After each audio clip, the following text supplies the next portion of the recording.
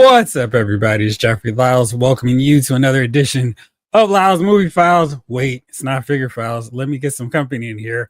What up, bro? Shot? How we doing? I mean, for a second, you're like, am I gonna run this show solo? Nah, guess I should bring him in. He's been hanging out for 30 seconds. There you go. How you doing, bro? Shot? Doing well, bro. Who's the shirt? Actually, that looks cool. Is that Power Man? Yes. Ah, okay.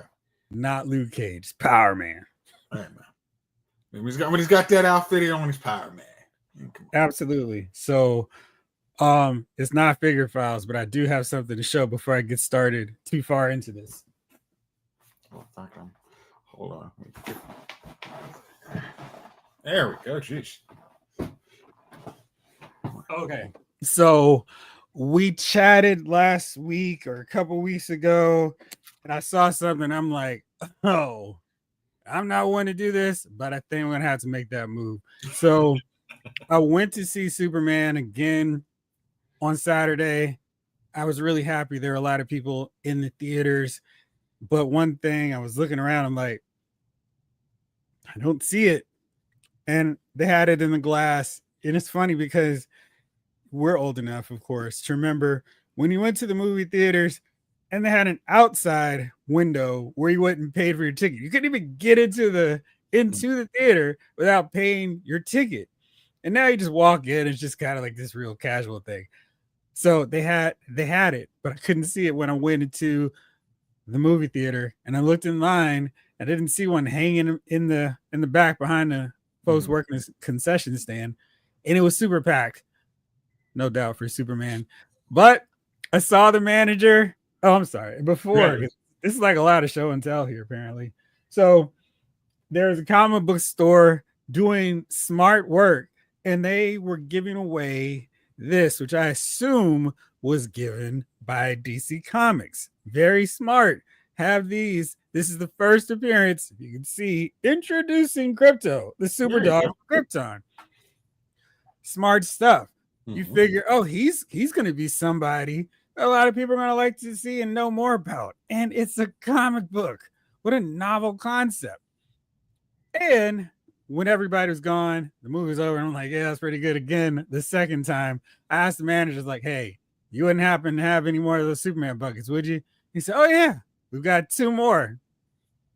And that's all I needed to hear. So, did in fact get the Superman bucket.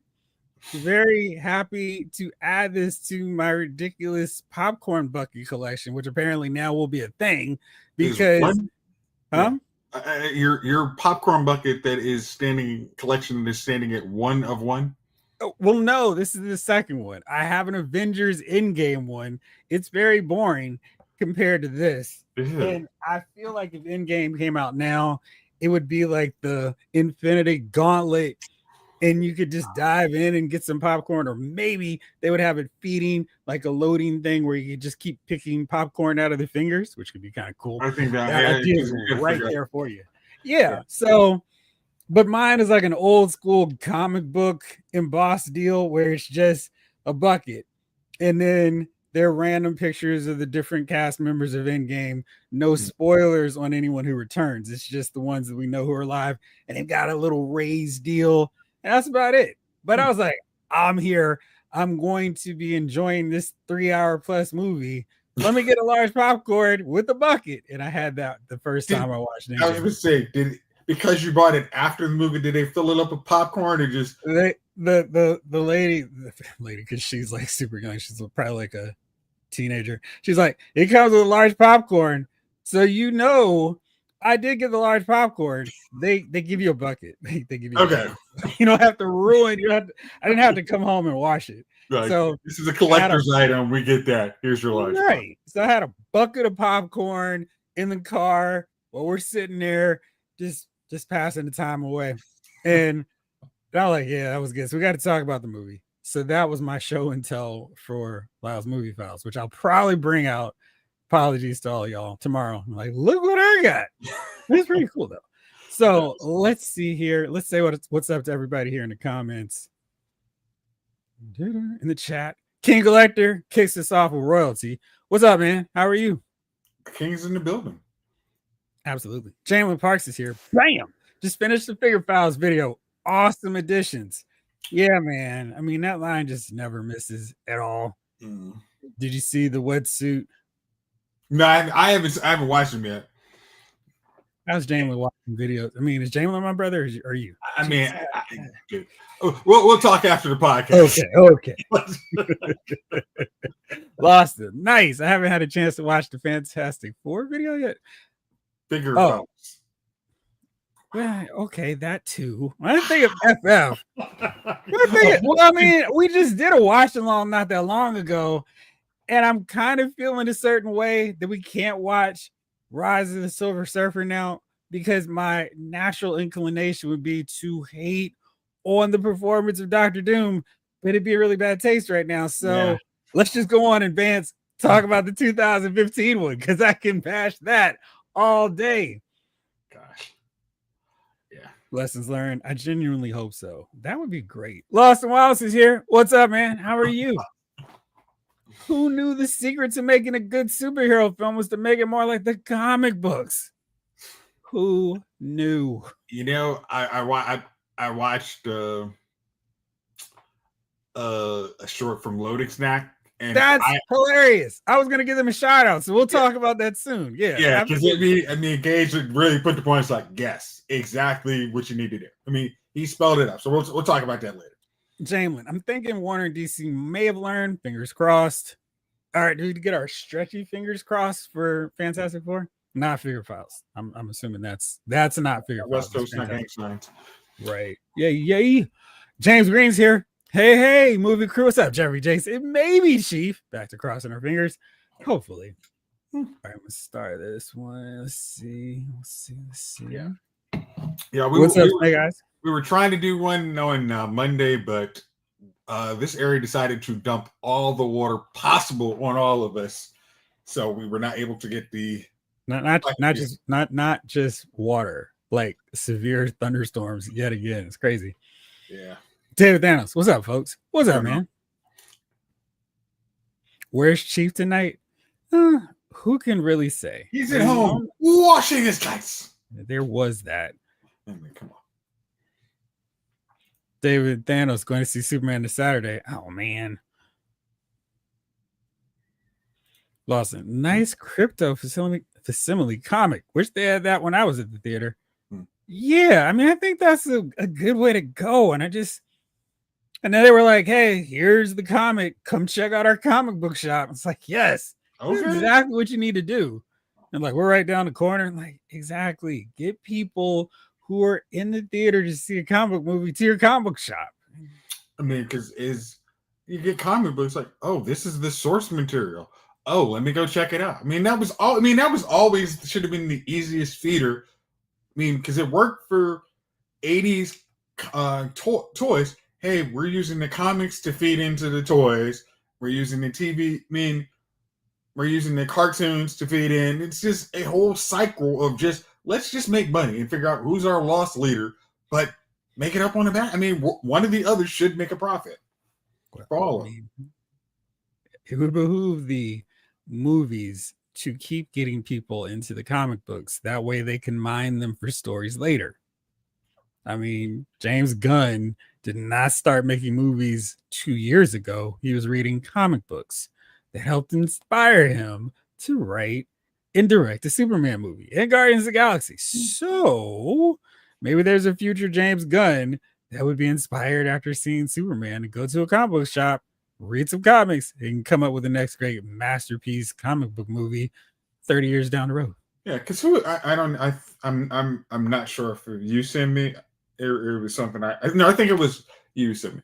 It was one DC writer who basically said, "Hey, Superman just saved me from just the malaise of my Mark Waid." Yeah, and he was like, "Yo, this movie got me into writing comics. It's you inspire the next generation by very good work, and there is plenty of kids after seeing this Superman that will be like, yo, I really want to do something like this. This is very old." You're not thinking about little kids. Mommy, Daddy, I want to know about crypto. Let's watch this YouTube video on crypto. Here, let me get this kid out of our hair. Let's Here's, take him here's a somewhere tablet. we can read. Here's a No, comic shop. you can mean even they can. The truth is, the next medium might not be a written book. It might be something that's on your computer. It might be a hologram. Who knows? You have what is going to inspire the next person to come up with something. Hell, maybe come up with some facsimile of Kryptonian technology. Who knows? Like the imagination, you need big ideas and big fun things to not just be the world sucks. I hate my life. I'm gonna go rage tweet on everybody. Like you need stuff like this. Rage tweet. I wish Did that anyone one. see F1? I still haven't. Okay. Yeah. I probably will and see it in theaters. What's up, Lefty? Let me say this. Are you saying you would see it, but you probably know you're going to see it during award season? Yeah, there's that too. Yeah. But I do want to see that in theaters. Yeah. Man, yeah, we've been getting pelted here too. It's been shocking that we haven't had more storms this week. Monday was just the worst. Yeah. King Elector, yeah, cartoons are just 22-minute toy commercials. I mean, I don't know. I enjoy it. I've watched them, and I definitely don't feel the need to get everything. By the way, did I put together my wish list for Honolulu West and Satin figure yet? Anyway, I don't know what you're talking about. No reason. Anyway, Jamlin, comic shop I used to go to usually commissions a poster commemorating the premiere and post up in the theater with them as well as free books. Yeah, I mean, it's just a smart way to go. Snake Eyes, yes, I did. We're going to talk about that in a second. I think the big encounter has been making too many decisions with comic book films. Maybe they'll learn the lesson that Jace just pointed out. Make movies from comics, toys, cartoons. Here to the source material. Don't redefine it. Just do it right. I mean, but even as hold on. We're jumping ahead. We're not there yet. What's up, Michael Solis? How are you? Because we haven't gotten to our discussion yet. So I don't know what our discussion is. It's about Superman. The lessons that DC Warner Brothers learned from its success at the box office. But I need to cue you up with a little bit more information. Okay. So I'm sure you're curious to know how Superman is doing so far at the box office before I go any further. So right now, Superman is clocking in at $155 million. Now, you sent me something that was really, really, really fascinating. And like, boy, that's terrible on some levels. And just, yeah, that sounds about right on others. Wow, apparently I've taken a lot of screenshots since then. Here we go. So you sent me this information from Film Buzzer, I suppose. Yes, it was Film Buzzer. I want to properly credit them, not act like I came up with this information myself. That Superman made more money in 48 hours domestically than the last 4 DC Extended Universe films. Aquaman wrapped up with 124 million. The Flash, 108 million. Blue Beetle, 72 million. And Shazam, Fury of the Gods, 58 million. Now, that's not for the opening weekend. That is total for the domestic runs of these movies. And so I'm just going to tell you here what Blue Beetle made worldwide, just so you can see. Worldwide, Blue Beetle made 131 million. Still less than Superman did already. Okay. But I really think that in some cases, these films got capped at the knees because James Gunn said they don't count. Now, Aquaman and the Lost Kingdom, it made 124 million domestically. Worldwide, it did pretty well.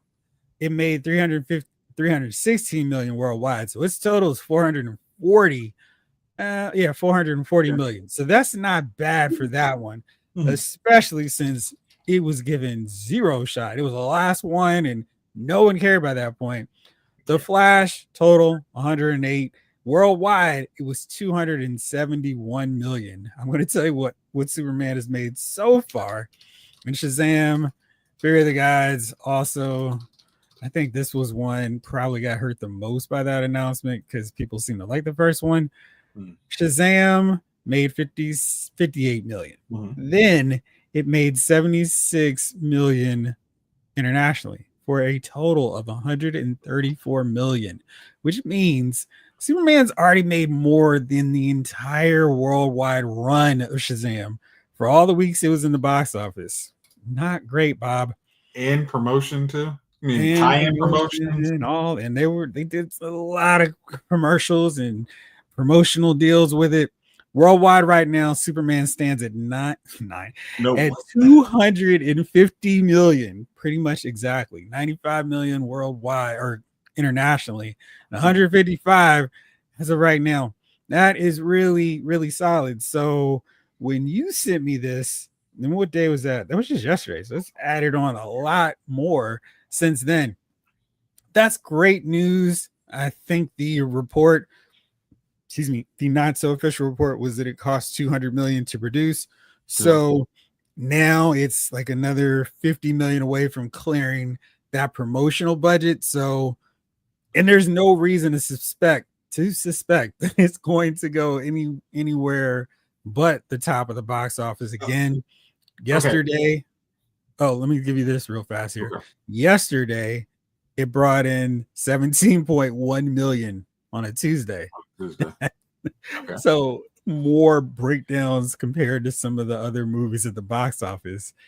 All right, great. So 17 million over the weekend, that was more than How to Train Your Dragon and Elio combined, Hmm. and almost you throw in F1 the movie, and it's almost got as much as that too. F1 made 13.1 million, and Jurassic World Rebirth is kind of being pesky. I think if that were not a thing, it would be making a lot more, but it's still trending really well.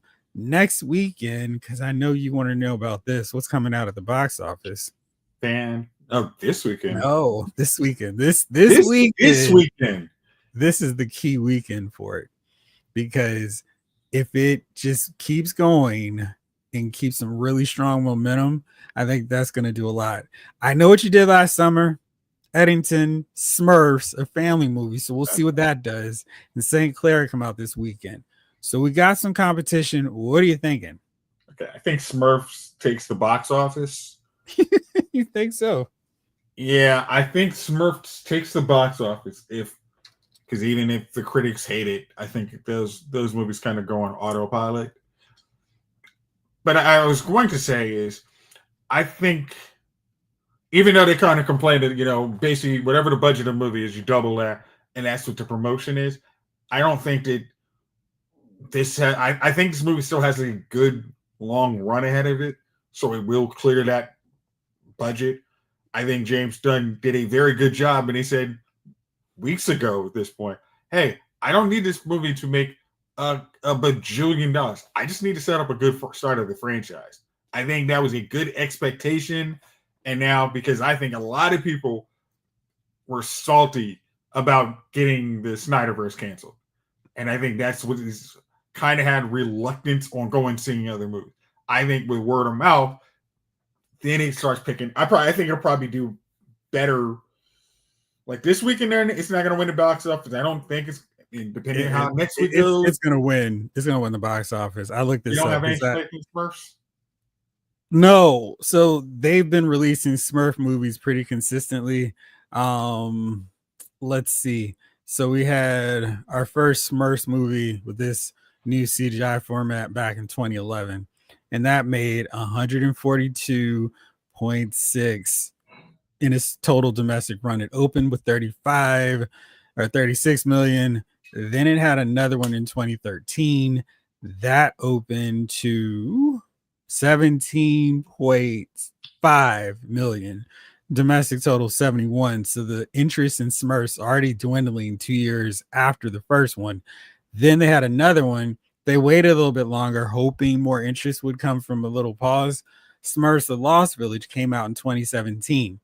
It opened to 13 million and it had a domestic total run of 45 million. And worldwide, it was just 197. So I don't think the Smurfs are real competition for Superman. I think they're going to get Smurfed out. And I mean, because I think there's so many, for a certain audience, a Smurfs movie would be cool to see. That's the parents. That's like our friends taking their kids to see a Smurf movie. And they're like, who cares about these blue guys? So I think Superman is something maybe the adults want to see and take their kid to. And the kid's like, yeah, I like Superman. Let's go.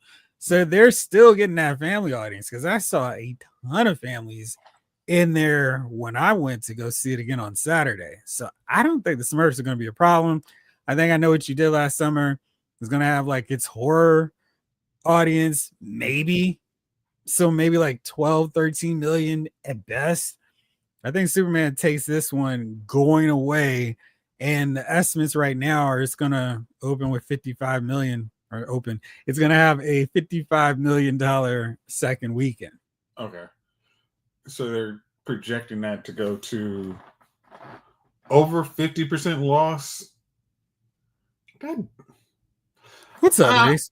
I mean, because I know that they say the typical comic book movie loses 58% of its audience or something of that nature. I don't think this is your typical comic book movie. I think this is one of the ones that people have wanted DC to get right. In hearing the review, because I know Chief talks about it. A lot of people don't care about reviews. A lot of people do because they really want.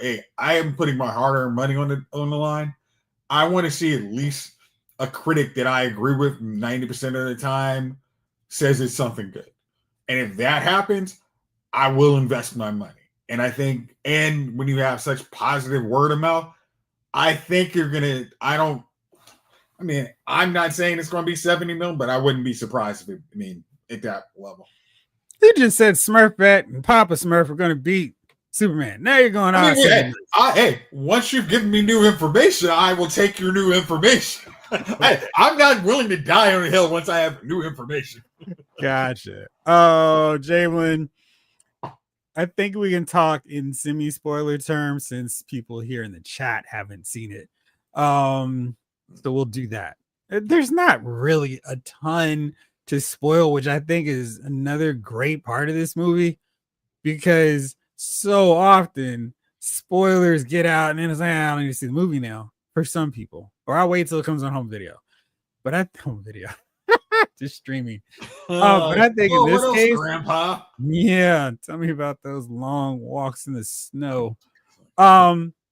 Maurice Phillip, what's up, my guy? I finally saw Aquaman 2 recently on Netflix. It wasn't a bad movie at all. I have not seen that movie. Our cousin was like, and he's very forgiving on the bad movie scale. And he's like, yeah, that's all right. But if he's like, he doesn't rarely hate movies that he sees. He didn't sell that one. I knew it had zero consequence to what was going on. I still haven't watched it. I don't know if I'm gonna have that time. I mean, I like the first one just fine, but did you watch Shazam 2? I did, and that's kind of the other reason why I'm not that interested in seeing Aquaman. Because Dwayne gave us kind of a synopsis of it, and it was like a buddy cop, and I'm like, oh, I don't want that. That's right. It was that weird dynamic. Hey, my enemy last movie's my buddy. No, thank you. Yeah, it's like we're very much trying to run the Thor Loki playbook, but yeah, no, thank you. Ocean Master was, I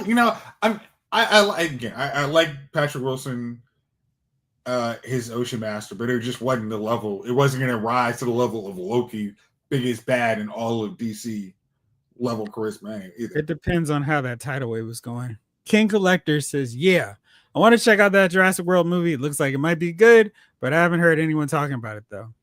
Some people who I know have seen it have enjoyed it just fine. So I want to see that one too. That one probably works better on the big screen, but I have such a hard time giving money to those Jurassic Park movies. It's like, I don't want to keep making you think it's okay.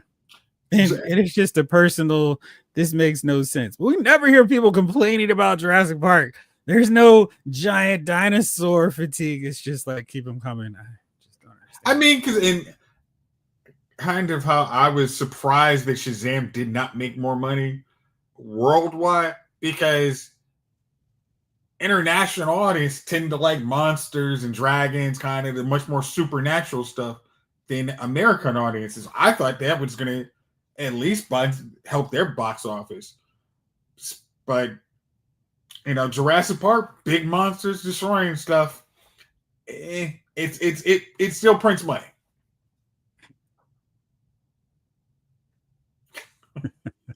I love the Smurf puns. Let's see. Michael Solis. Superman is doing amazing. I got a random babysitter for the in-laws from the in-laws. Nice. And try to go see it. Couldn't get tickets for the next 2 days. I see it tomorrow morning. Yeah. Well, that's good news. I mean, not that you weren't able to see it, but that is hard. It's a tough ticket to track down. Yeah, that's good stuff. Yeah, because I mean, just how Oppenheimer was here. I think I mean that probably tracks for Superman. It's like, no, I can go watch that now. I mean, permission structure is now allowing people to say, I'll go see a superhero movie. Well, I think one thing to note. So the big thing is, and it seems there's no reason to suspect that Superman is going to have like a disappointing second weekend. 55 million is pretty good. But now I'm curious. I just want to, maybe I shouldn't go against the big barometers of Infinity War and Endgame. Let's look at Deadpool and Wolverine. Let's see if I can see their full breakdown of their weekends. Because it might get real tricky. Since IMDb Box Office Mojo is like, hey, why don't you tell us? Why don't you pay for this? Why don't you tell us the wacky numbers on your credit card? Yeah, but it's always this thing of like, it's more like y'all used to make this available. I mean, I understand servers cost money, but you gotta find a way to work around it. Put an ad in there, guys.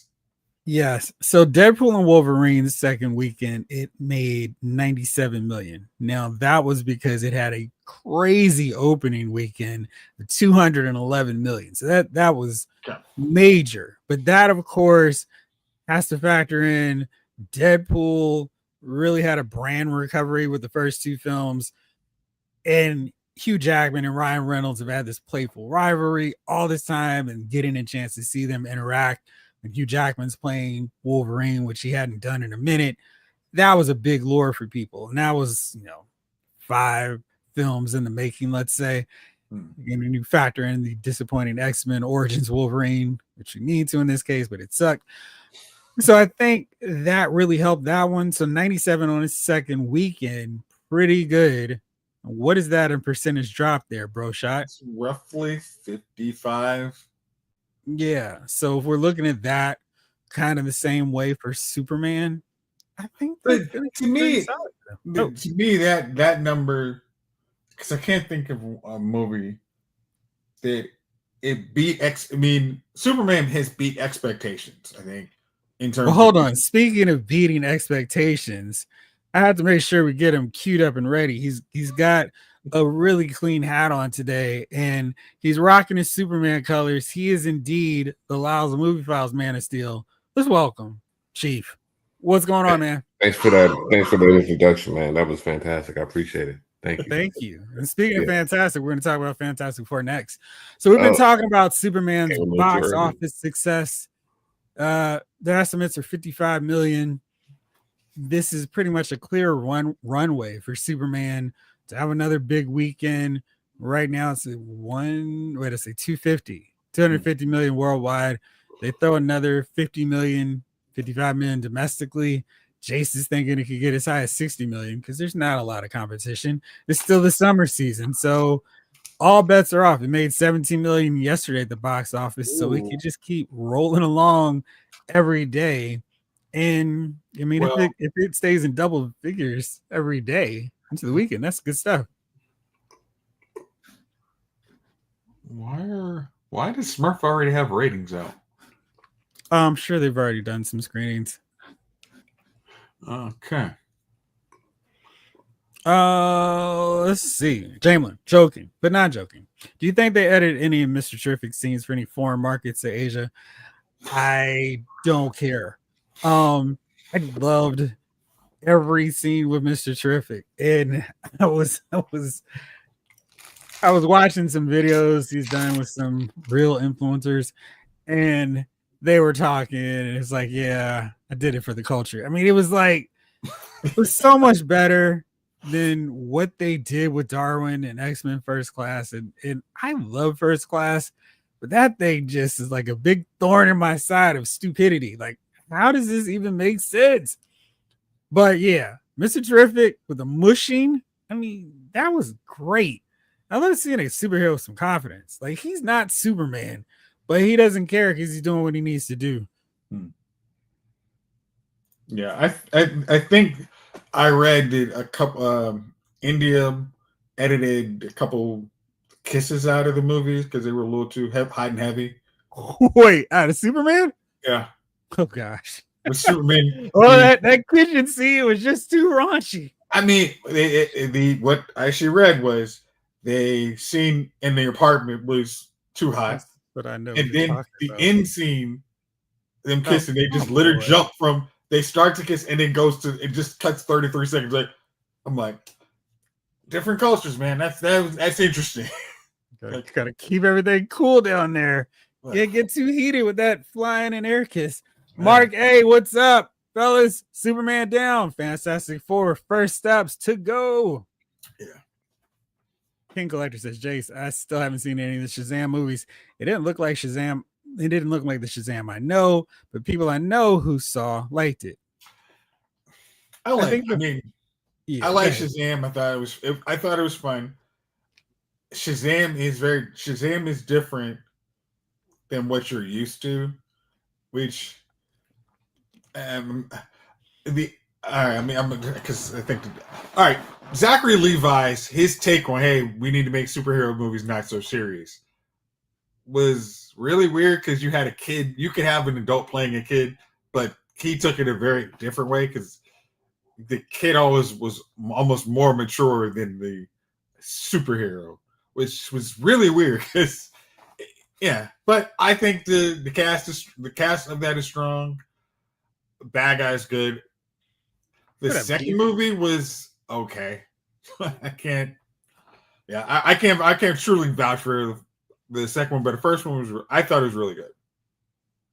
Yeah. Keith is ready for Fantastic Four. Yeah, Keith. He stopped slapping. I know who he is. Yeah. They get hit 700 million. I would like it to. I mean, because I want things that do something I like right to be rewarded and not feel like I'm just, not that this is the case, of course, to Superman, but I want people to go, yes, this is the way to do a comic book movie. Do more of this. And then, of course, we'll get jaded and tired of that format. But this is what I want to see more of. So hopefully that will continue on. Let's see. What's up, Green? What's going on, my man? Cute Cooper. He mushed the F out that boy's face. He did.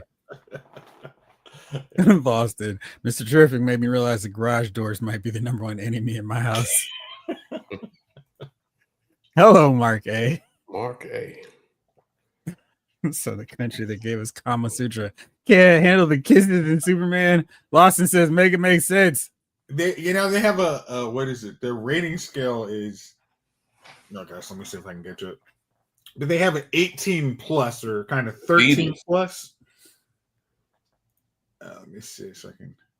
So I do not know. I am not an expert on what I speak of. So. All right, it's all good. You don't have to. Jamelin says, I love this interpretation of Mr. Terrific. I feel like they really captured the Michael Holt that I've been reading and loving for 20 some odd years. Yeah, it's funny because I consider him still a new character, but he's so long term at this point that's ridiculous. I mean, and shoot, he was on Justice League Unlimited, which should indicate that he's been around for a while.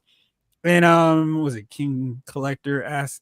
I think if you enjoyed, I feel like most of us who are DC fans the portrayal of Shazam in that or in Young Justice. The Shazam in the live action movies aren't quite the same. I feel like the best way to go, shockingly, is how they portrayed him in the cartoon. Because that's the core, the essence of Billy Batson in Shazam. And if they just did that with every character, like I feel like they did a really good job with here in Superman, I don't think they've got, I think they'll have a really easy success rate with these films going forward. Let's see. Did I miss anybody else's comments? His future is so bright, he gotta wear shades.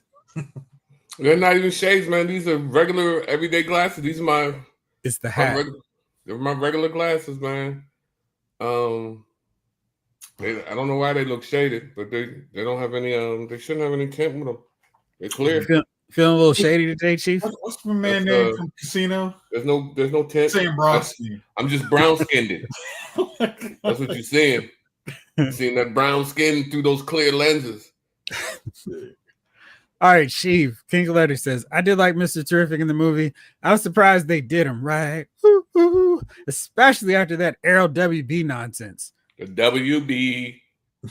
Where's that from? You didn't watch Arrow, did you? I didn't watch Arrow, man. I had stuff the other to do. I had to wash my feet. Arrow is a very good TV show, even in the context of watching it years later. I think you would enjoy, for sure, the first 5 seasons. Season 6 starts to go on a little slide, and then it does not end well. But season 6, you can just kind of call it a day. Actually, right up to Crisis. In Crisis, you can stop watching. But it was solid. But they did not do Mr. Terrific right, because in the context of Arrow, he would have been bossing them all around. And that doesn't play and make sense for the show they'd already established with Arrow. So I thought he was a curious choice to put onto that show. Like, he's a leader. And that was one of those. They kind of consciously let you know, hey, this is not Michael Hall. This is Curtis Holt, and it was kind of the. So you can only be so mad at us that we're not giving you the character you're used to. We have our own little corner, and this is our version of Mr. Terrific, who somehow braids his hair in 5 seconds before he goes on and fights crime. That was the real magic. I think Jeff is right. Thank you, Jamlin. The shadow from the hat, reflection from the monitor makes him look tinted. He's got his Al Davis shades on. You got to get you a pair, man. They're Adidas. I'm not even sure which ones these are. I think they're Dita Kudrus. Kudru. Who is not a sponsor yet. Who needs to be a sponsor, though. But Dita Kudrus, man. They're very good glasses. I love them. King Elector says, Arrow was a good show, especially in the beginning. Absolutely. It was, it really did start a whole superhero universe on the CW.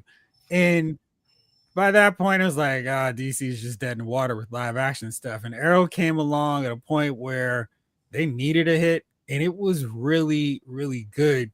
I don't want those last few seasons to kind of spoil it for everybody. It was a good show, and I enjoyed watching it every week.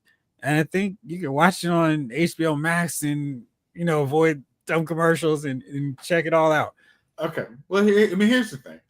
Arrow was maybe 2 years removed after Smallville had wrapped up.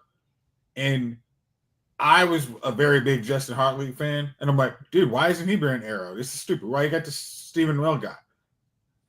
I saw probably the mid-season finale of season 1. After that, I was hooked. But the other aspect is, if you don't have Arrow, I don't think you get Netflix Daredevil. No, you're right. So, and ironically, Arrow came out in probably the worst possible time for a DC TV show. It came out in 2012 when Marvel released their little independent film, The Avengers.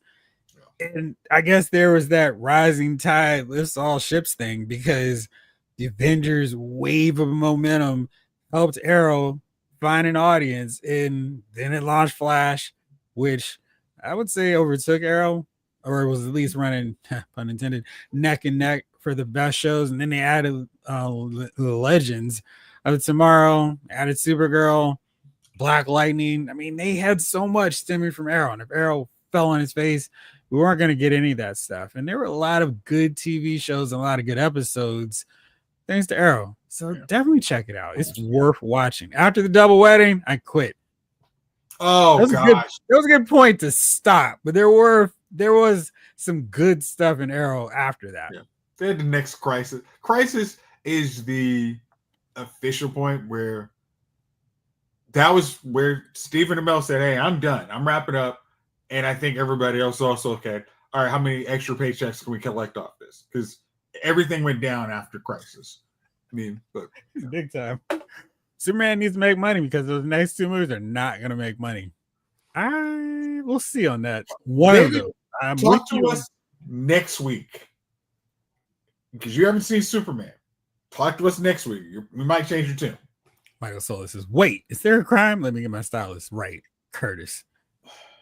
CW Terrific wasn't in shape, and he was in shape. I mean, he wasn't like some scrawny punk. I mean, he was in shape, but he was smarter than Felicity. That's what made it worse because he was like, "Here, Felicity, here's this device that you could never come up with on your own. Use it to walk again." By the way, I'm going to save my company because I just feel generous. No, okay, no, which was the most, and that was the. They kept trying to make. I mean, Felicity was the bad because it was, hey, she's a really good character. Just stop having all these people give her companies. Right. I mean, she had 3. By the end of the show, she was collecting companies like Thanos collects rings. Like, come on, like, it was ridiculous. Yeah, it was terrible. Rings, huh? Thanos is getting married. He's going to the chapel. I mean, he's getting power. Is he Hal Jordan? He's getting little power gauntlets. Like, hey, my rings. The gems, the stones. Michael Solis. Arrow was good until he left the island and then came back. Are you talking about the second time or the fourth time? He came back. He started making the island kind of a vacation home. It was kind of yeah, not great. The Arrowverse also had a Jimmy Olsen that was more intimidating than all of the other heroes. Ken Brooks looked more like Superman than Jimmy. Yeah, he could have played Mr. Terrific. He could have played Steel. Anybody with Jimmy Olsen. It was like the worst casting of Jimmy Olsen ever. Yeah, I mean, Michael Solis. I love Black Lightning. Found myself rooting for the albino Uncle Ruckus. man, Tobias was just a bastard, man. He hated everything. Chief Jamelin is agreeing with you. Hater Thanos. I mean, David Thanos. You may feel a bit different after watching Superman. Yeah. What's the next 2 DC movies? Well, according to the announcements, and of course, that doesn't really matter because if the script isn't good, James Gunn will hold out until it gets better. Supergirl is coming next, and that much we do know. I don't know if y'all saw the teaser poster that was released today on social media. On his page. Who does? Jim Lee. Oh, okay. Well, okay. He's for Jim Lee. He posts less than James Gunn, so it's probably. What did you say? He posts less than James Gunn, so it's easier to find. I'm trying to get a full. There we go. Good grief! I can stay with stuff. It's just hard to pull up. It's like, come on already. All right, James Gunn. That's so odd. It's like here it is, but then, jeez, why do they make this stuff so hard sometimes? All right, let's try that again. There you go. Since y'all actually have it. Open image, new tab. There we go. And now let's show everybody else here on the screen what we're looking at. Share screen. Supergirl. There you go. So that's the teaser for the next movie in the DC Studios lineup. Supergirl and Clayface. But I think Supergirl could be fun and could be good, especially based off of the story they're going to go with, because it's different than they've done anything with Supergirl in the past. And I think it allows her to not just be Superman's cousin. She's going to be losing her powers based on the story Woman of Tomorrow. And if you notice, maybe you can see she's made it onto the shelf. So that's cool. based on that storyline. So I think that'll be good. Chief, where are you with Supergirl now? Are you interested at least in seeing it? Yeah, I'm gonna. I mean, Superman, man. Superman's decent. So let's see what happens, man. I got a feeling, like you said. I think it's gonna be a fun movie. I think the whole thing of Gun over here is light and fun. I think that's where he's going with it. I think he's out of the darkness that used to be the DC universe, and he's bringing some sunshine in on it. So we'll see what happens, but I think it's going to be a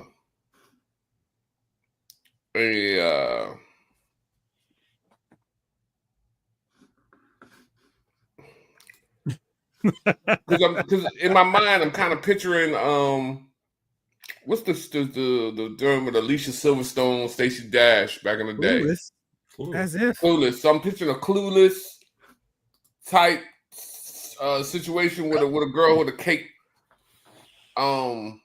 She's a lot of jabs. She's jabbing a lot. She's got a smart mouth type thing.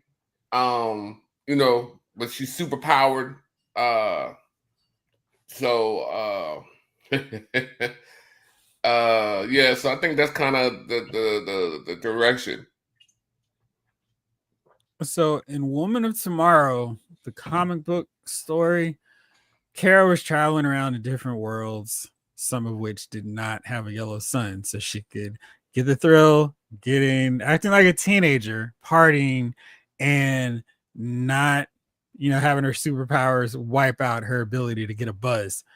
And I think that's going to make for a fun storyline when she's away. And this story is really different because it's taking her away from Superman. There are some rumors that we're going to see another announced member of the DC studio universe make his debut. He might have appeared in another DC universe, water related. I won't go any further in case you want to be spoiler free, even though it's common knowledge is out there. What do you say?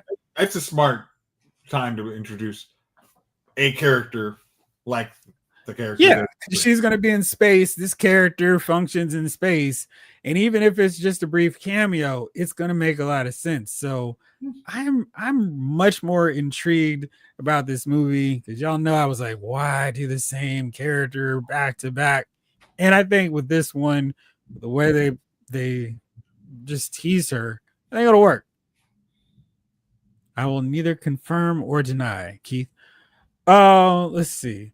Yeah, Jamelin, I was surprised how good Condon was as Tobias. He should get more work. I could even see him as Tombstone in a Spider-Man movie. Oh, I agree. That would work. Absolutely. Yeah, I still don't understand the Clayface deal. It's just weird. Clayface is going to have to get. I mean, that's really a lot of that business is going to be determined by trailers. I think if it goes the route of Penguin, it's got a chance. You're just reading the chat. No, I have to tell them I make sure to constantly keep the chat off so I don't answer questions pop up later on. Let me see if I'm answering your question correctly. That spacefaring character is basically confirmed, cast, and all that good stuff. I don't think it's just a rumor. This mysterious character in the Supergirl movie sounds like a clown. If Clayface is their Deadpool, there may yet be some hope. I hope he's not. He says Clayface just make it a horror for the film school nerds. Well, I mean, we came up with a pretty good idea of how they could make that Clayface movie work. I'm still not sure. I'm still not sold on it. So today I want to kind of take a look at some of the lessons that hopefully Warner Brothers and DC got from the success of Superman. So let's just go around with a few lessons that y'all think hopefully they'll get from it. I don't know, Chief Jace, which one of y'all want to go first? Just one at a time, and we'll just keep going until we run out. hold on. One of the lessons that DC got from DC Warner Brothers should have gotten from Superman's success at the box office so far. Oh, okay.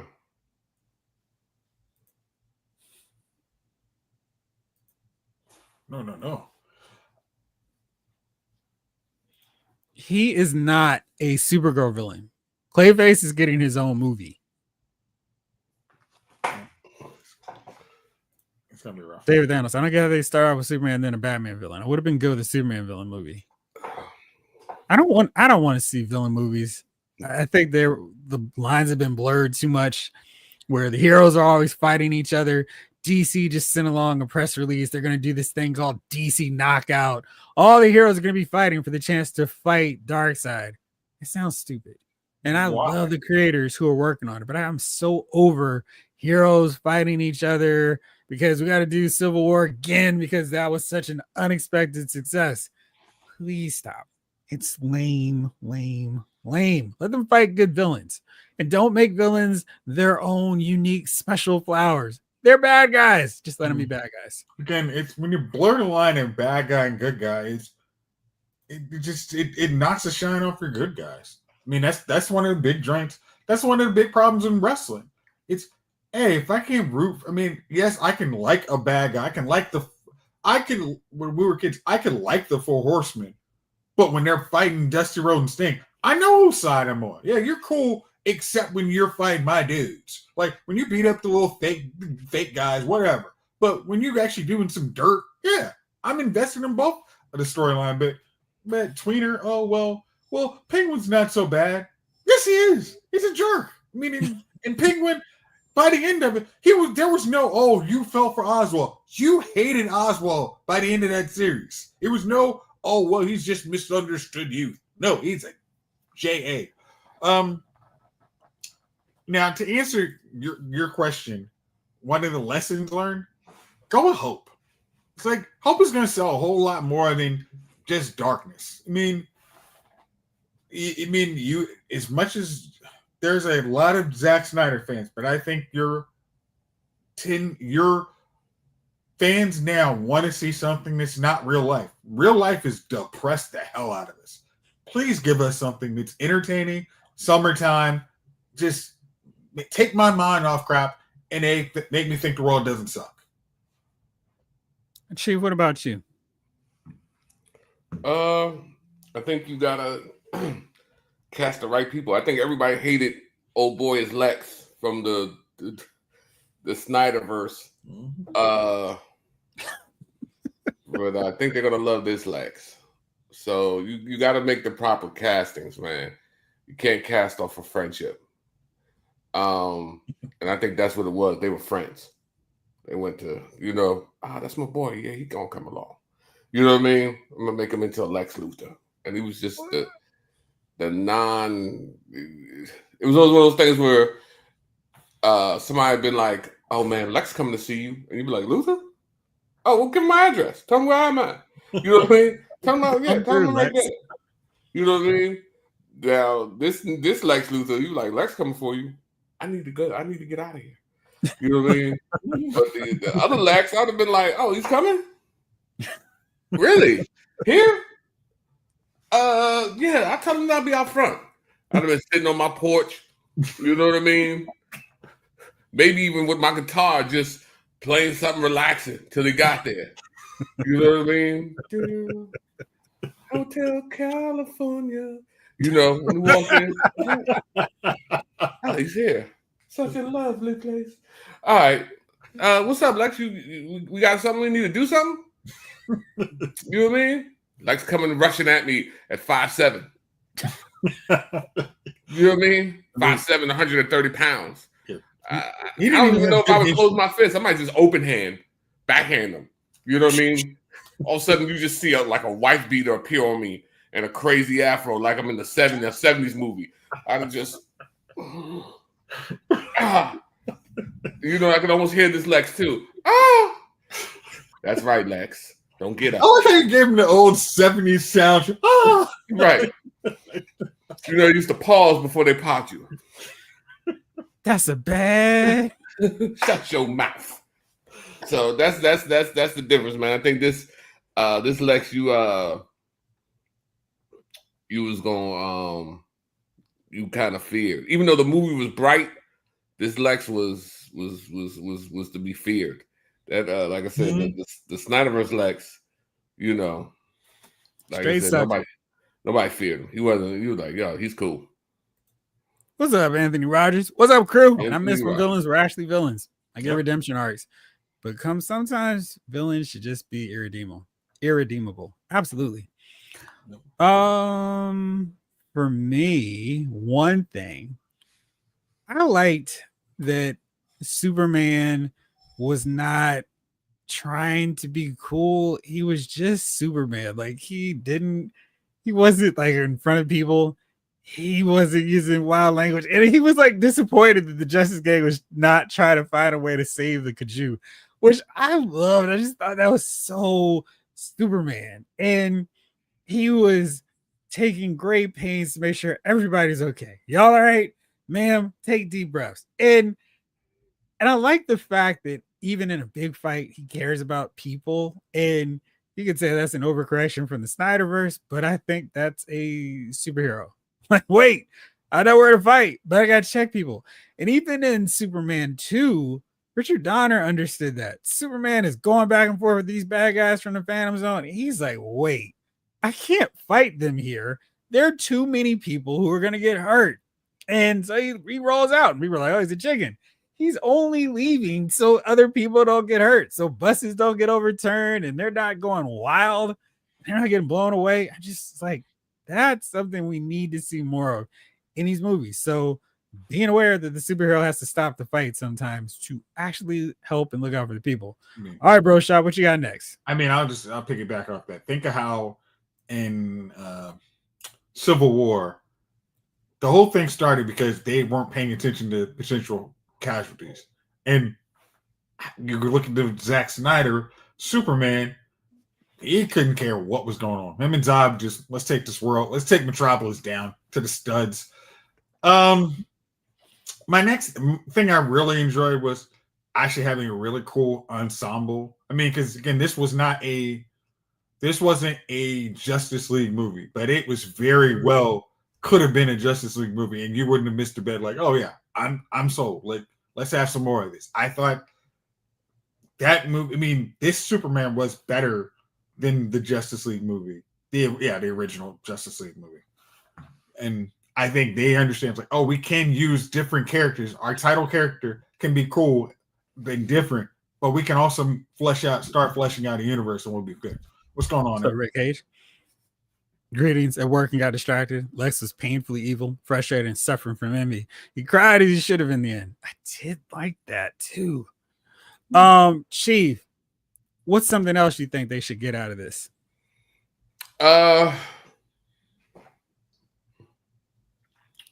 It's okay to introduce lesser characters as long as you make them good. Yeah. You know what I mean? So, you know, we got a lot of I wouldn't say front runners. A lot of what was that joint? Sky High. What was the backup superheroes' names? You remember Sky? I watched Sky. Yeah, I remember. I just don't remember. Yeah, so they had a name, superheroes assistants or something, and you know, that's how I kind of felt about these guys, but they were cool. And so you know, they introduced them, and you know, they weren't as powerful as Superman, but their place fit in the movie. Mm-hmm. So I keep, so you know, my basement flooded, so I hear the thunder. I hear the storm rolling in. I hear a storm running through too. Like, there's no Jade Cargill yet again. Yeah, the storm is coming. It's worse. Like, I'm like, we all kind of looked. I was like, oh yeah. No. I'm like, we can't have a repeat. I'm trying to think if I need to go out there and just put something weighty on top of the cover out there. Something, you know, sandbag or something. I did that this afternoon too because I 50 or was getting 60 water in the pounds morning. just to kind of keep the Oh, cover in gosh. place when the wind start up. Yeah. King Collector. That guy made a good Lex. Who's that female villain based off of? I haven't seen her figure in stores. This is who she's based off of. The engineer in the comic books. So basically, true-ish to the comic book design. I mean, it's not black leather, but I almost feel like in that case, an all silver outfit isn't as cool as what they went with. Kind of similar to the Phantom Zone villains, where I typically prefer a little bit more comic book style. I think here it worked out pretty well. It captures her look. Got the ponytail, and you can see she's got her arm transformed to a gun. So very true to how the Mm, character looked in the comic book. mm. Lawson says, I think it's also great to showcase other characters in films. Mr. Terrific is now a known character to general audiences because Gunn showcased him. I love that. Hero support. Yeah. Oh man, I had a Jade Cargo pass by here. It was crazy. Yeah, she's running the authority. Yeah. So for me, I love the deep dives into I don't want to say lesser tier because I feel like those characters are all pretty prominent. If anything, the costumes, but they're branded by Maxwell Lord, so I get it. Hawkgirl's not she's not a lower level character. Neither is Metamorpho. And I felt like this film made them all feel important in their own right. Like Hawkgirl had a really big moment in the movie. And Guy Gardner was perfect. Just perfect. It was so dead on to how I would imagine him being in a movie or TV show. And it's like, yes.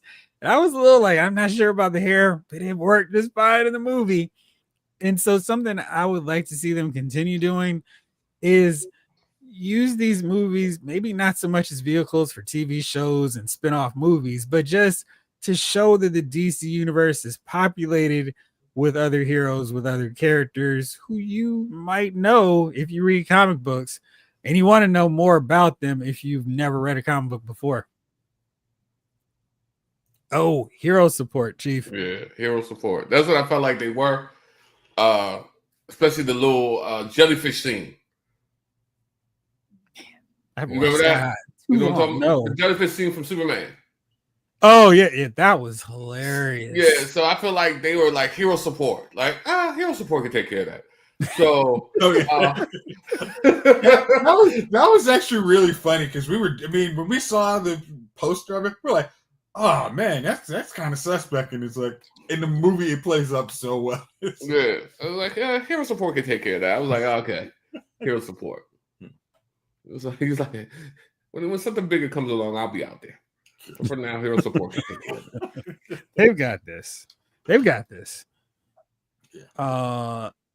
That's wild. I'm trying to find this now, and of course, now I can't find this picture. But yeah, I thought they did so well with all the little things. Jace, you got another one? Yeah. All right. I think, especially with major known characters, getting rid of the origin movie, spending 30 minutes to 40 minutes to something we've already seen in 10,000 films. I mean, we don't need another Superman origin. We don't need another Batman origin. And now we have a very good, definitive Wonder Woman origin. We don't need to do that anymore. Let's go into, they've been working in this universe, do a couple lines on, hey, here's this, you already know this stuff. Here's how we start a story. Go. I thought that was one of the really refreshing things to see in that first 5 minutes of that movie was, oh, okay, thank you. Good. Let's go. Like it's such a great tone. Yeah. Chief, you got another one? Okay.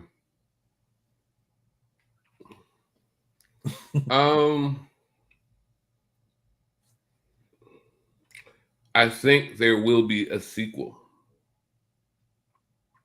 I think one of the reasons also the first movies failed, I think you didn't put a sequel on Man of Steel. I think this Superman will have a sequel.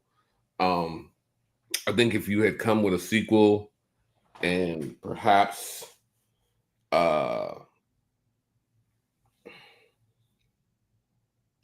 gave him a less serious tone in the sequel, it might have been what we needed. Um, so I think that this movie is definitely going to have a sequel. And I would like to add, I think they're developing characters who are going to have more than a movie or two to let this universe play out. The other universe just they didn't let it play out. They were just like, and they were just lazy. They got lazy with us. They're gonna buy this. You know what I mean? You're gonna come see this. We don't have to develop. We don't have to do anything. Put a movie together, Bob. You know, and Bob's in that joint. He don't know what he's doing, so he's like, "Chat GBT, I need a movie." Yeah, that was cool. Wonder Woman, 1984 is the year. Go. You know what I mean? But he didn't know Chat GBT was hacked that night. By you know what I mean? By a drunk dude named Ron who got fired earlier that day. A disgruntled Ron. Right. Ron in that joint. Oh yeah? 84, huh? I'm gonna give you this.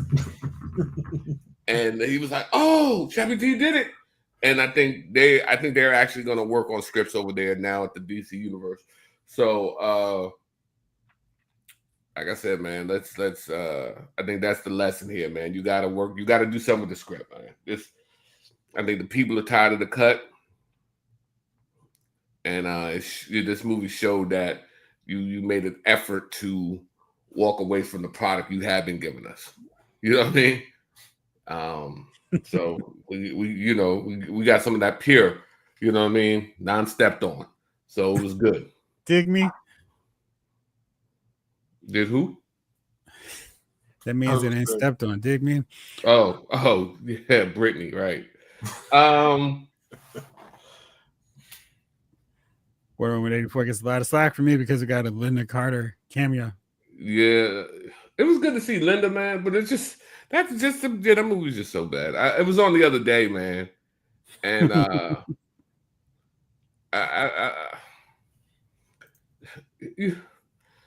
was in my feelings about it when I was watching the other day because I was like, she's having trouble with a cheetah, and she just beat the God of War. Well, I mean, 50 years prior, but she did beat him. And now you're having trouble with a cheetah girl. And I was like, I was irritated by that. So yeah. It is yeah, the glasses twist was nice. Yeah, the hypnotic glasses. Mm-hmm. Yeah. So you know about the hypnotic glasses. Mm-hmm. Again, and that's one of those things. Just using that comic book reference for why nobody actually knows the difference. It stops any more stupid. Well, I can't believe it. It's like we gave you an explanation of why no one pays attention. It's like, oh, okay. Yeah, I mean, like, look, it makes sense, man. It makes sense, man. This was plucked from comics. You know what I mean? It was a lot of the robots. It was a lot of comic stuff in there. And you were looking and you're like, yo, they didn't just make this up as they went along. Somebody actually cracked the comic and was like, So, and I don't think they cracked comics on the other ones, man. I don't think they cracked anything but a brew. So, you know what I mean? Let's get this blue moon. Let's open these blue moons. More oranges. Yeah, for the rim. Yeah, we're gonna write a script tonight, boys. We're gonna start at 8:00 at night, and we won't leave till 8 a.m. By the time we leave tomorrow morning, we'll have a script. Or we'll have right, boss. Right. Pass me another blue moon. So this is what it is, man. So this is worth. It was worth seeing, man. It was definitely worth seeing. Now, when is Supergirl supposed to drop? Do you know? Jace is looking puzzled now. Yeah, I'm like, that's what's like one of them sisters. Like, okay, yeah.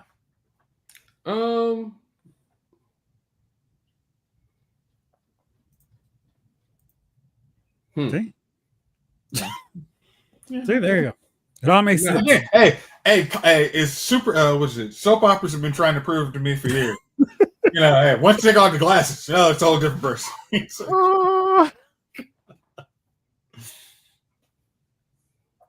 Oh. Solid comic style script to start with characters recognizable from the comics. Mm-hmm.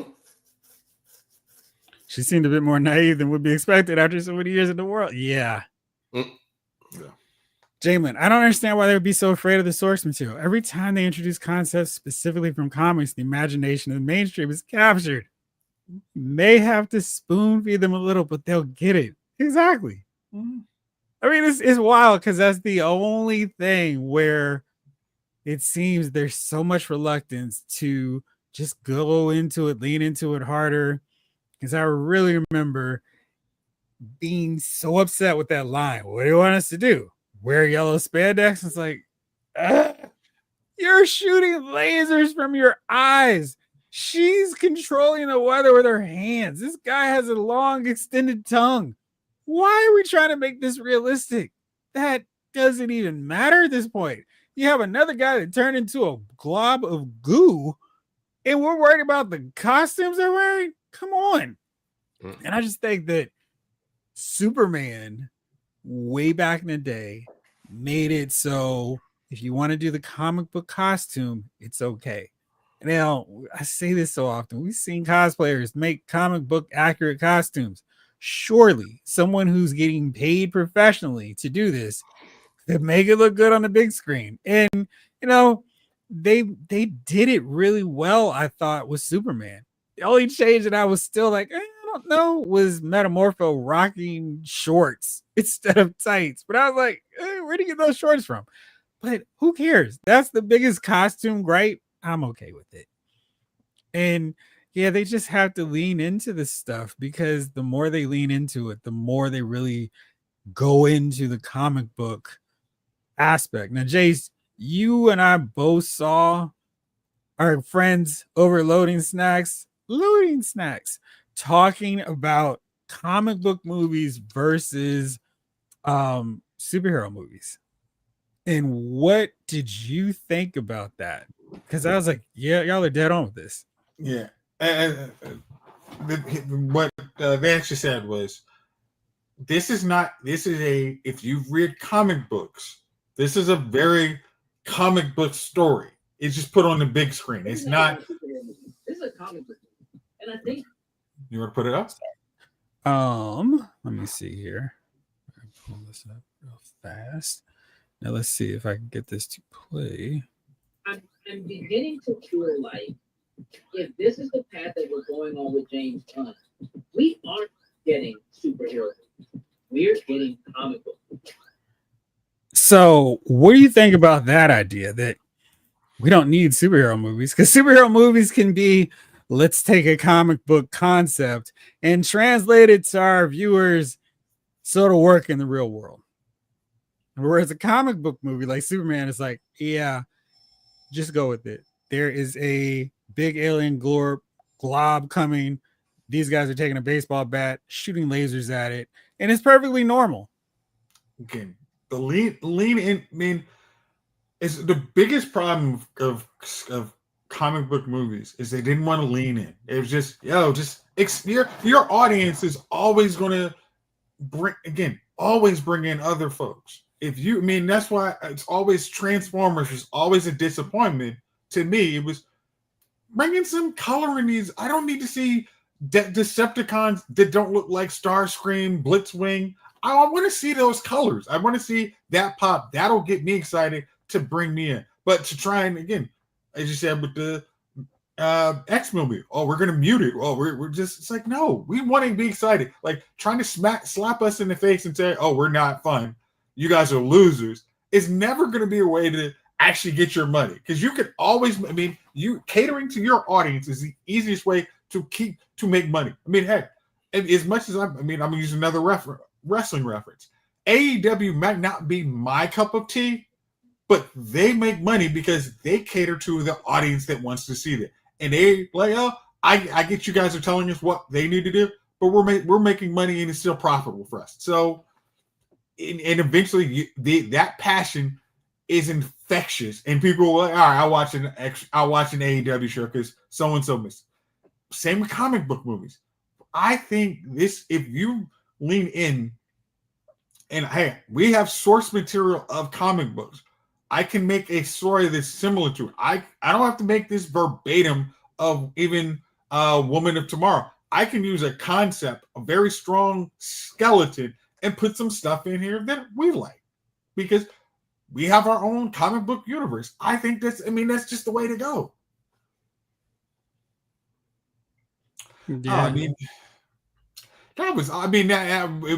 I think that was one of those things that made Deadpool and Wolverine so much better than any one of those X-Men movies. Like, yes, I put Deadpool in his costume. I'm going to put Wolverine in his freaking costume, not this all black crap that he's been in for far too freaking long.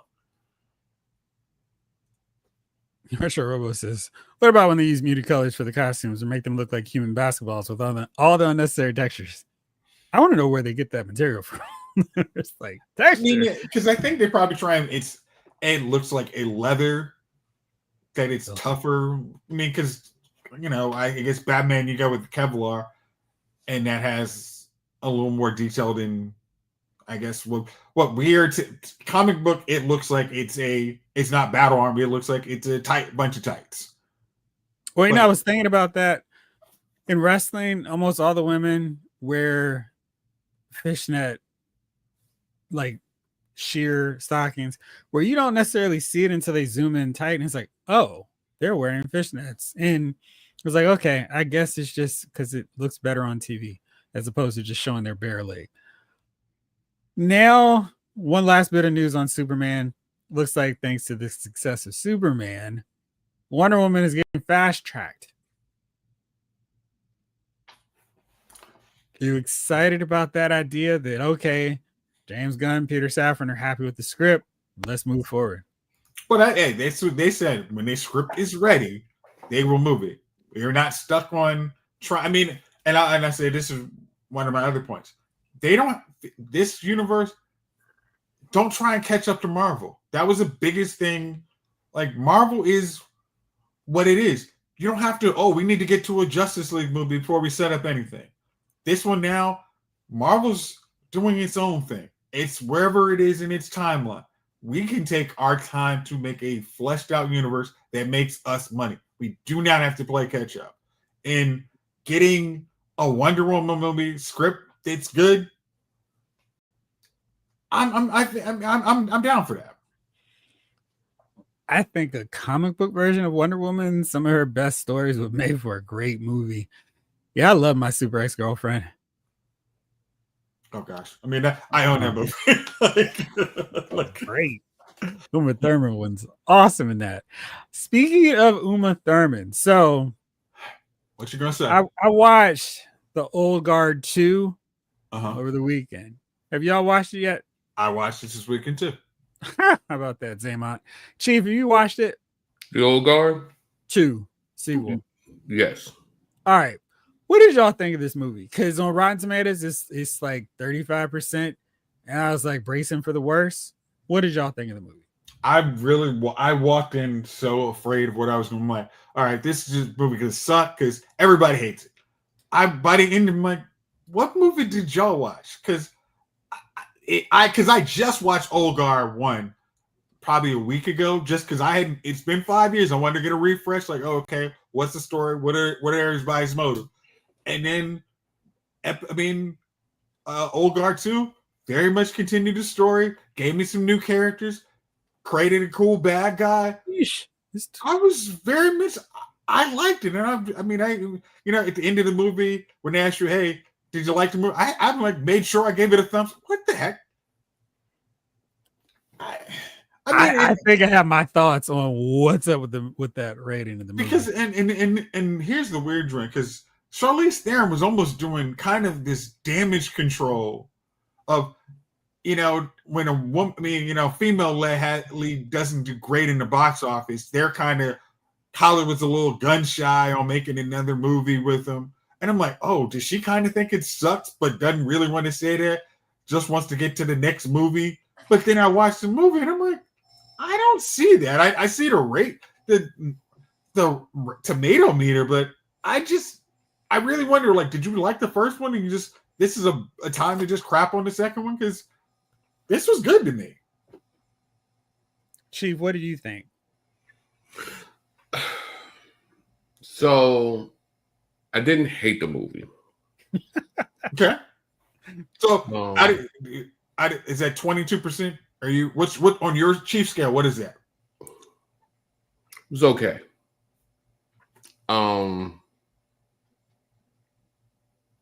What irritated, and here's this is probably why I was here. I wanted it to be over. I didn't want a 3. So because they're getting them out too slow. When I think of Netflix film, I don't think it should take you 2 years to get out the next one, 3 years to get out the next one. A year, you know what I mean? But y'all are treating it like a major film in the movies. It's a network joint. It's a Netflix joint. Stop.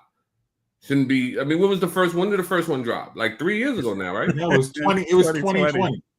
Yeah. So 5 years is way. I mean, so 2020, the old guard, right? So the original one came out 5 years later. Part 2. So now we're looking at 2030 before part 3. Stop.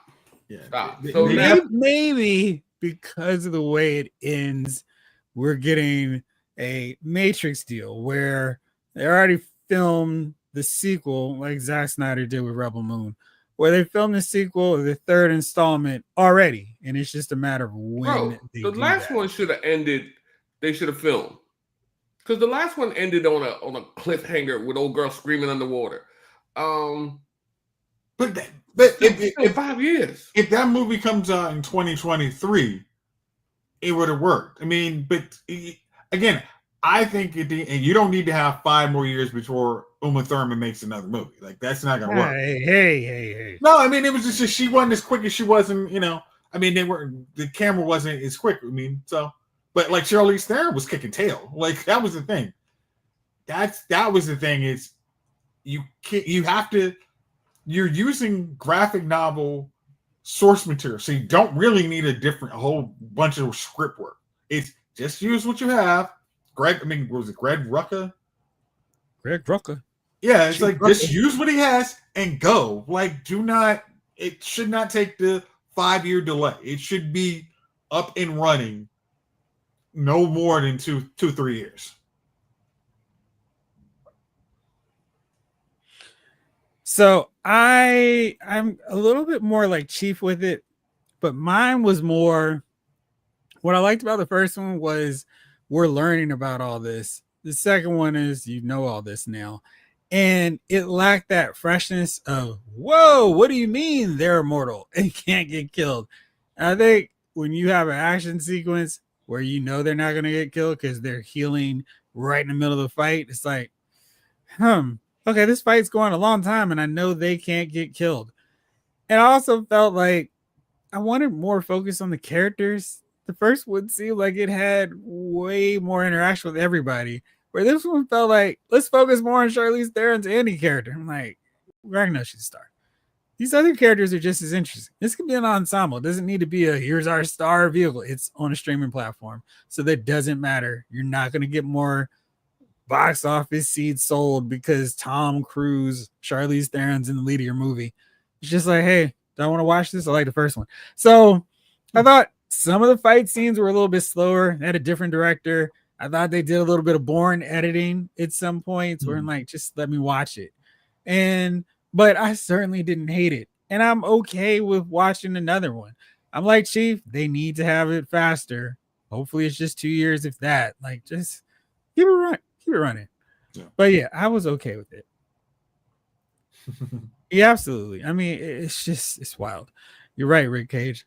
All right, so there's that. I also just yesterday watched Heads of State. John Cena, Idris Elba, playing presidents, and boy, that was something.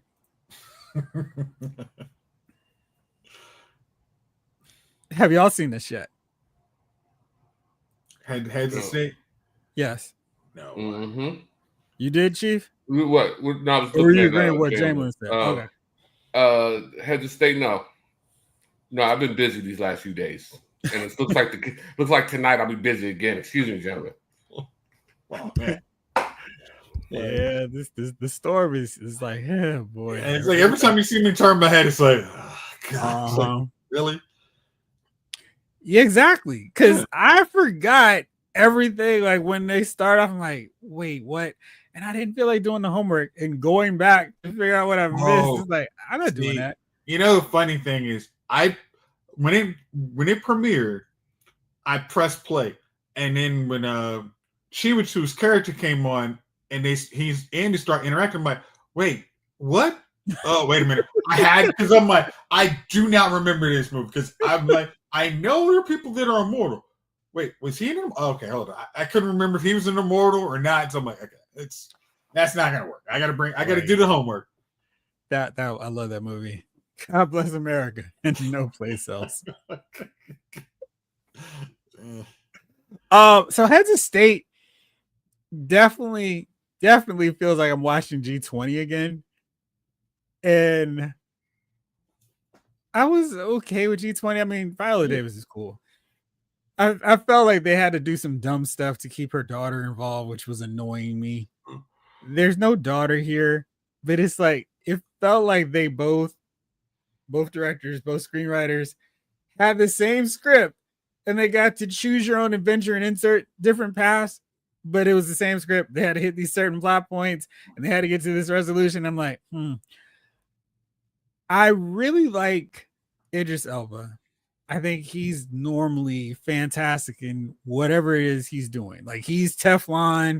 If it's a bad movie, it's just going off of him. John Cena, I think, is really trying hard to go against he's a muscle action hero to the point where he takes these roles where he's playing goofier than he needs to. I was thinking like Rock showed some variety in what he was doing. He did Tooth Fairy. He did what was that? The whole 10 yards. But at his core, I'm an action hero because I look like one, and I'm just gonna be an action hero. Where I think John Cena tends to do things that make him look a little silly at times. This one, he's really kind of walking the tightrope of being an action hero and doing all the silly stuff. I think him and Idris have a good chemistry. They play off each other really well.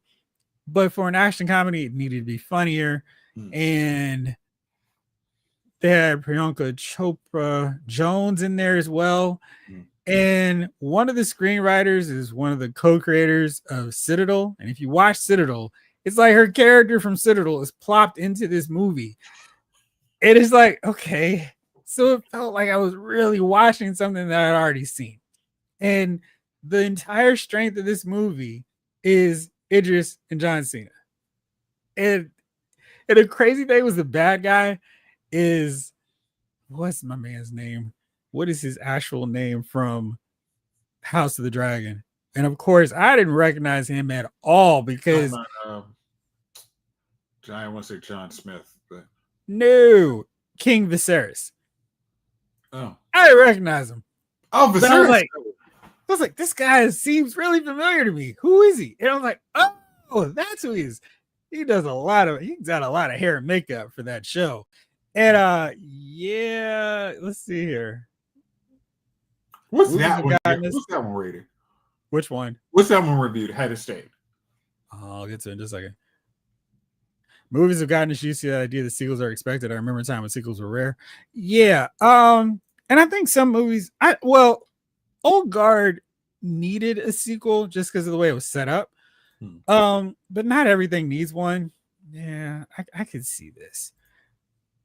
So, but I have not read reviews because I'm still working on mine. But it's 71 and 73. It's one of those where it is carried, dragged along by Idris and Cena. It's one of those deals where they can overcome a lot of the shoddy script. This scene could be better. This joke should be funny, but it's like because the two of them interact and play off each other so well, it feels like a better version of Hobbs and Shaw to me, and right down to the wrestler and the straight lace Brit.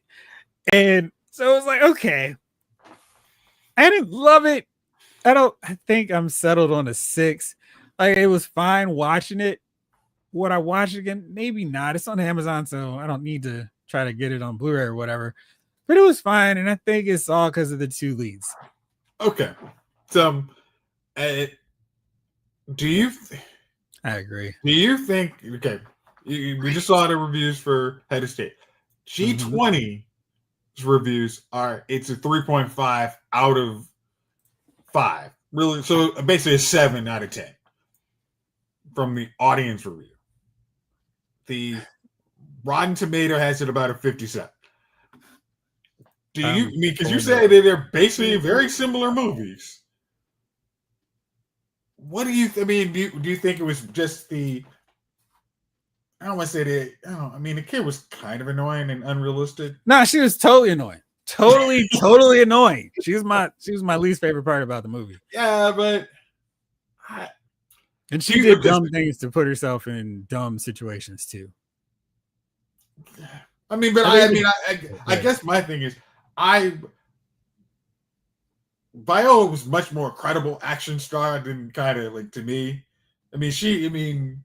Her actually doing her thing was really cool versus Buddy Cop to me. I'm just like, That's why I have not been thrilled to go see. To watch the movie. I mean, it may get turned on tonight, but who knows? So between the two, I think G20 plays it most. I think G20 plays it super serious, which means, it leaves itself open to more criticism when things are happening that don't make sense. Like the daughter being a super genius is able to stop these guys who are super geniuses. That's a problem. Whereas in action comedy, it's like, yeah, whatever. Oh, look, they're doing this goofy, wacky stuff. And I think you're less strict. You're more forgiving of things that are goofy because it's like, all right, I just don't find that funny. Maybe someone else does because comedy's subjective. Whereas a straight up serious action movie needs to have everything buttoned up pretty tight. And I feel like G20 has some flaws, and it's definitely not that bogus score on Rotten Tomatoes. I always feel like in those kind of situations, I wonder why it's 46%. It's not that bad a movie. I'm trying to remember. It's solid. Interesting. I'm looking at the other movie I just watched, Brick, on Netflix. I like that. What did Brick score? Brick was a 35. It was a star Brick.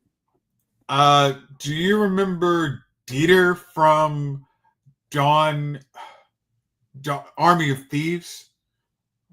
Yes. Dave Bautista. Dieter was the safe cracker. Oh yes. Okay. Yes. He's the lead of that, and I do not know what. Again, I don't actually know his real name. That was a great line. But it was a nice thriller. It actually did, because I was kind of guessing like, I think I knew how this thriller's kind of working out. And then in the end, it gave me a nice little drama, gave me some action. And, I wasn't right on my guess. So it was like, okay, this is cool. So I was wondering, I was going to actually recommend if it's a movie you guys might want to watch. So maybe I'm an outlier. When did Brick come out? This year? Oh, yeah. It came out, I think, this week. Perfect. Week. I'll check it out then. It can be one of your reviews. You can tell me if I'm wrong. Thank you. That's why I asked. Is it just me or is anybody else bothered with Crossbones actor playing Rick Flag? He ain't Flag. He's playing Rick Flag Sr. So his son is dead. He's playing his daddy. Yeah, so, just kind of the weird thing is somebody called him. I was like, in Creature Commando, you have white hair, but in Superman, you don't. He dyed it. because he realized he was going to be in a lot of photos. So there you go. Problem solved. Going to it says kick from studio. I don't want to ban Chief from studio. I'm going to assume that he's dealing with the water. Yeah, because I mean it is. I hear it outside. It's like, oh gosh. No, please don't. All right, real fast then. What's your thoughts on Fantastic Four? And I initially, a couple weeks ago, I said I don't know what they're doing with the trailers. I think they're kind of very sitting on their laurels. They think they got a good one. They're not trying to leak too much information. I think this week, or maybe last week, they started adding some little things that comic book fans would like to hear. It's like, oh, this characters are going to introduce. Oh, there's going to be some there's going to be some activity here. So I'm looking forward to it.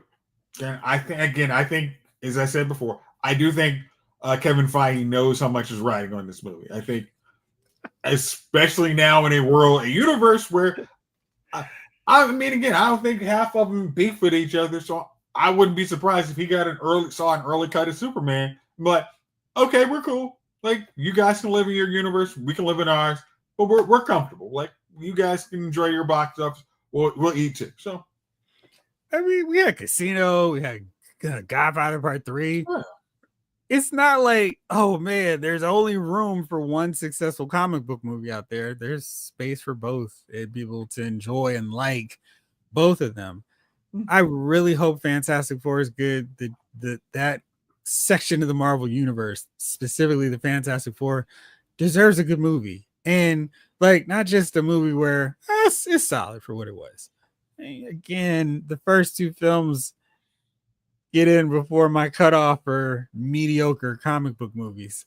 It's like that Indiana Jones Raiders of the Lost Ark deal where it is the wall is coming down. So any mediocre stuff after 2005 and more specifically 2008, once that hits, you're done. Mm-hmm. And I'm holding you to a higher standard at that point. So anything afterwards, if you're terrible, you're even worse to me.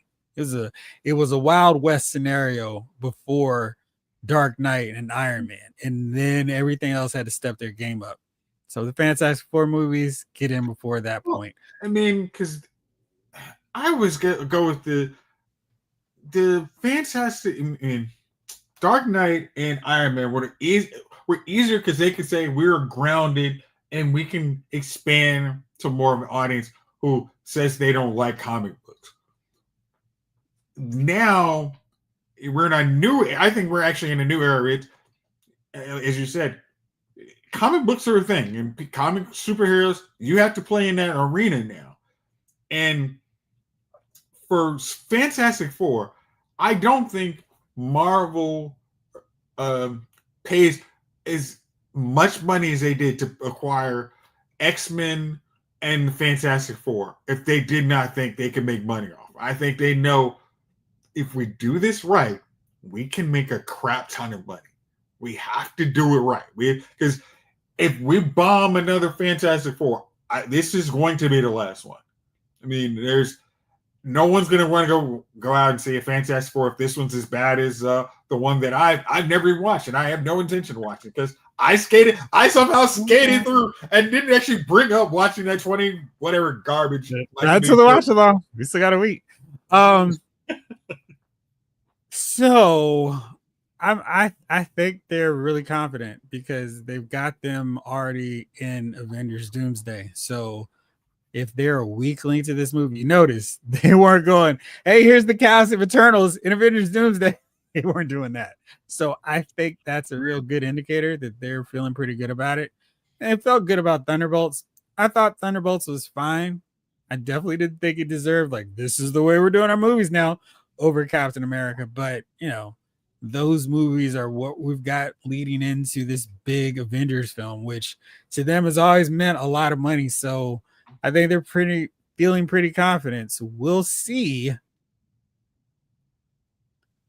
She is in the comic books. There is a female Silver Surfer in the comics. Yeah, exactly. I just want to see a good Fantastic Four movie. I'd like to see it succeed on good merits so the Fantastic Four could regain popularity in the Marvel universe and fandom. Yes. I mean, that was the one of the big things of when Marvel basically tried to squash the X-Men because they were mad at Fox. It was like, yeah, we're gonna hype up the term. I mean, Inhumans, just because. No, we literally want fans. We want them out, Fox out of the X-Men business, and I think So now we're like, we can use Fantastic Four. We got good stories. Like we want to actually have some. I mean, our big characters. We want. I mean, how many years is Reed Richards? I mean, head of the Illuminati. I mean, that's how it's like. He's a really good character. We can make him a really good character, good guy, and a really bad guy. Like, this is how cool our character is. So we got to go. Exactly. All right, let's see here. Let's get into it. The storm is coming. I'm gonna beat it and not lose my reception. Let's get to our nominees for Dummies of the Week. Who is your choice in lieu of any other option, bro? All right, I'm gonna choose one. All right. Okay. All right. Since we're on movies, I'm gonna go with my movie one. So my dummy of the week is I hate to speak poorly of the deceased, but I got to. There was a paranormal investigator who was traveling around town in the country with the Annabelle doll from The Conjuring. The Annabelle might be possessed. Yeah. But this person was going around the world or country with the Annabelle doll. Just assume we all accept that it's cursed, and you can take a picture of it. We don't need to actually see you walking around with it to just prove it's cursed, or it may be cursed. We are, some of us are of the world that some things just aren't right, and that's just what they're going to be. So I hate to say it, but by traveling around the country with the Annabelle doll and falling prey to some horrible passing, I'm sorry, you're my dummy of the week. Kind of seems like you had that coming. I mean, God, let me see what I can do in this boiling water. I wonder if it'll burn by hand. It is hot. Yeah. Let's see here. So my nominee has got to be Nicki Minaj. And boy, what is she doing? What crap storms did she get into? And maybe not Nicki Minaj, but her PR group who is not grabbing her phone from her or screening it before she can actually post, because she's just going after Jay-Z, she's going after SZA, and it's like, wow, man, it's real with her going after folks. And this is the second time like she is launching a full onslaught on SZA right now, and it's sizzling. And it's just like, wow, man, I don't know what happened. I feel sort of sad because you knew at some point it was going to start going like this. She was going to hit that cliff and go down. There was going to be another younger rapper who was more popular, just like it happened with Little Kim. This is a R&B singer. Yes. But yeah, so it's wild. And but it's just she keeps going, and it's like, oh man, you had to know this was coming. Why is the PR team not going, wait, let's just hold off on this? Why don't we not send this tweet right now? Because she's been going on full rage mode on Twitter. So, check it out when you get a chance. But it's not a great thing. It's not. I saw a little bit on the Jay-Z one, and somebody else like, oh, telling the truth. I'm just like, it doesn't end well when people supposedly tell the truth on I mean, it's I mean, exactly. It's just the jealousy, the hate, it's just palatable. So yeah. All right. Speaking of palatable, so is this storm. Hopefully tomorrow we won't hear any lightning and thundering in the backdrop as we do another episode of Loud's Figure Files. But for Jason Chief, hopefully everything's going well with the water issue. Shout out to Jamelin Parks, King Collector, GL Rick Cage, Esquire Lawson Wallace, Retro Robo, Snake Eyes. And yeah, I did want to talk about the casting. Hopefully, we'll do that next time. Oh, yeah. We definitely will get into that next week. Hopefully, Michael Solis. Let's see. Maurice Phillip, King Collector. There's Chief. Welcome back, guy. Everything okay? David Thanos. Anybody else? I think Mark A. Lucky Lion, BK. Oh man, the show's over. Yes, sir. Good night, everybody. Maurice Phillips. Yep. All right, and James Green. I think that's everybody. There's one. I know there's one more. Keith Cooper. Yes, Keith. Exactly. Come on, where's my working on it? Thanos, I don't know. Does Chief have a dummy? Well, Chief, do you have a dummy? A dumb? Oh, I'm like a dummy. Was Jim Jones my dummy last week? Yes. This week's dummy of the week. Anthony Rogers. Okay, I knew. Who? Right now, he's not a dummy of the week. Thanks for showing up to the show. Oh, I was like, what? Very poor choice of words. Oh man, a dummy of the week, man. Have I heard something stupid this week? I hear something stupid every week. I was gonna say, I flushed it out so quickly. It's all good if you don't have one. We understand you've got stuff going on over there. Yeah, but look, I got 2 wetbacks going, man. Oh, go take care of that. I took the screen out of the window, man, and I'm just sucking the wind. I'm just sucking the water out from outside in, just going straight to the toilet, dumping. I got 2 wetbacks going. Oh gosh! All right, man. We'll take care of that. We will see you next week, hopefully. And thank you all for tuning in, everybody. We'll see you next week. For now, this episode of Lyle's Movie Files has been filed.